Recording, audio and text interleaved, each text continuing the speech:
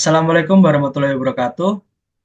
Sebelumnya, perkenalkan kami dari kelompok 20 akan menjelaskan tentang proyek kami, yaitu sistem identifikasi biji labu berdasarkan karakteristiknya. Sebelumnya, saya Muhammad Damar Widiansyah dengan NIM 434221040. Dan saya Fernanda Kurnia Gusti dengan NIM 434221049. Baik, kami akan menjelaskan tentang codingan dari proyek kami. Seperti yang telah terlihat, di sini ada import-import untuk yang diperlukan untuk proyek kali ini. Ada Pandas, Numpy, Skitchlearn, dan sebagainya. Lalu ada, jadi kita melakukan load datasetnya, kita menggunakan Pumpkin Seed dataset yang kurang lebih isinya seperti ini, ada karakteristiknya, dan ini ada jenis biji labunya. Ada Cercevelik dan Urgup Sivrisi. Lalu untuk langkah keduanya yaitu dilakukan data pre-processing untuk memastikan bahwa datanya aman untuk eh, dijalankan. Ini ada melakukan pengecekan missing values. Apabila ada missing values, maka akan dilakukan drop nah. Lalu ini ada pemisahan antara fitur X dan target Y. Nah ini. Lalu untuk step berikutnya ada fitur scaling atau normalisasi. Setelah dilakukan normalisasi tadi, eh, maka langkah selanjutnya yaitu memisahkan data menjadi data training dan data testing. Seperti ini. Untuk data tesnya kita menggunakan perbandingan 3:7. Lalu kita menggunakan kernel juga. Ada 4 kernel yang kita gunakan yaitu RBF, Poly, Sigmoid, dan Poly. RBF, Poly, Sigmoid, dan Dan linear. linear. Ini untuk fungsinya yaitu untuk apa namanya? Kita bisa lihat parameter terbaik dari randomized search CV-nya. Setelah itu langkah berikutnya yaitu membuat prediksi yang menggunakan apa namanya? SVM modelnya. Lalu langkah berikutnya yaitu evaluasi model berdasarkan ini menggunakan akurasi skor, classification report, dan confusion matrix. Oke. Lalu ada langkah berikutnya yaitu kita mencoba dan mengevaluasi setiap kernel yang digunakan. Ya, yang tadi telah disebutkan yaitu ada RBF, linear, poly, dan sigmoid. Di sini akan menampilkan hasil dari setiap kernelnya.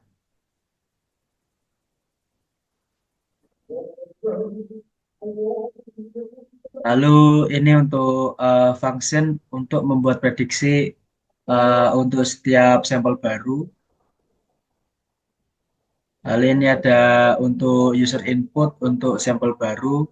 Ini yang jadi kita sebagai user menginputkan karakteristik dari biji labu.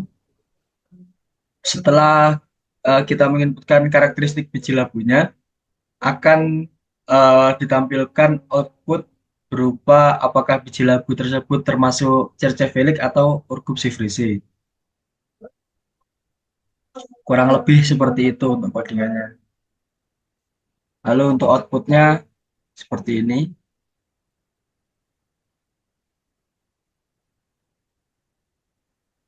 Di sini kita diminta untuk menginputkan karakteristik dari biji labu yang kita inginkan berdasarkan dataset. Kita gunakan misal ciri-ciri karakteristik ini.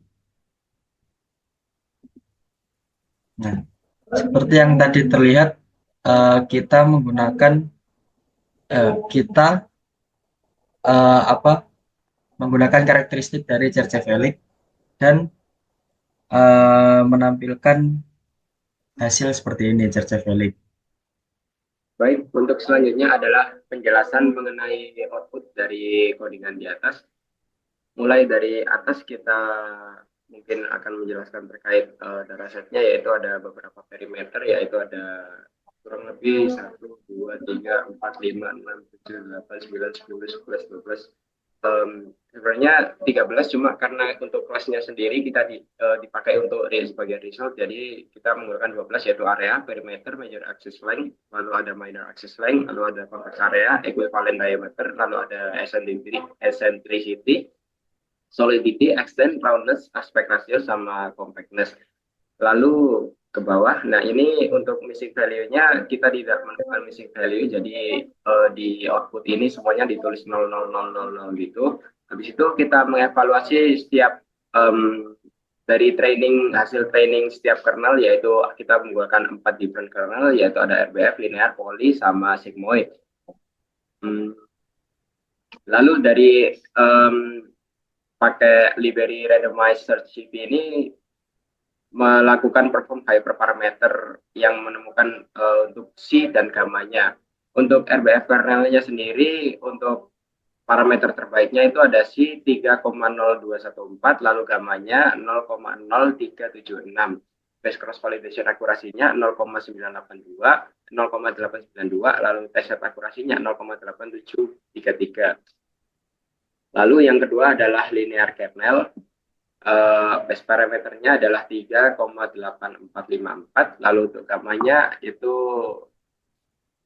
scale. Untuk base cross validation akurasinya 0,8886, untuk test set akurasinya 0,872. Untuk performanya sendiri, ya, untuk yang linear ini hampir sama dengan yang kernel RBF dengan komparasi precision dan recall-nya. Yang ketiga itu ada di kernel poly, itu parameternya C-nya 9,7563 dan gamanya 0,0818. Base cross validation akurasinya 0,8640, lalu untuk test set akurasinya 0,8413. Poly kernel ini lumayan performanya lumayan nggak bagus dibandingkan dengan RBF dan linear. Dalam di recall-nya untuk yang second class, yaitu urgency free dibandingkan Serge Valley. Mungkin urgency free karena datasetnya terlalu sedikit, jadi yang kernel poly ini dirugikan gitu performanya. Yang terakhir adalah sigmoid kernel, yaitu base parameternya C6,02141, untuk gambarnya sendiri 0,0056. Base cross validation akurasinya 0,8794, untuk test set akurasinya 0,8627. Untuk kernel ini tuh lumayan bagus, cuma akurasinya sedikit di bawah dari RBF, cuma masih bisa digunain gitu untuk simple. Jadi mungkin untuk urutannya RBF, linear, sigmoid, sama poly gitu. Lalu untuk classification reportnya itu ya ada precision, recall, advanced score, sama support. Untuk confusion matrixnya ada beberapa kernel yang classification saya balik as urgency free, lalu ada yang row 2 ini untuk prediksi yang bagus, yaitu urgency free yang di misclassification atas Cerceveliknya. Untuk prediksinya sendiri ya bisa dilihat skor di sini, yaitu 0,85 dan confusion matrixnya 353, 37, 56, sama 305, 052. Terus bawah 30. Terus bawah. Nah, ini adalah beberapa hasil yang dikeluarkan oleh masing-masing kernel dari kodenya bawah. Nah, sesuai perkataan Damar tadi, ini kita menginputkan parameter, habis itu setiap kernel itu akan mengeluarkan masing-masing prediksi yang telah dilakukan pada kodenya. Baik, itu saja dari kelompok kami. Wassalamualaikum warahmatullahi wabarakatuh.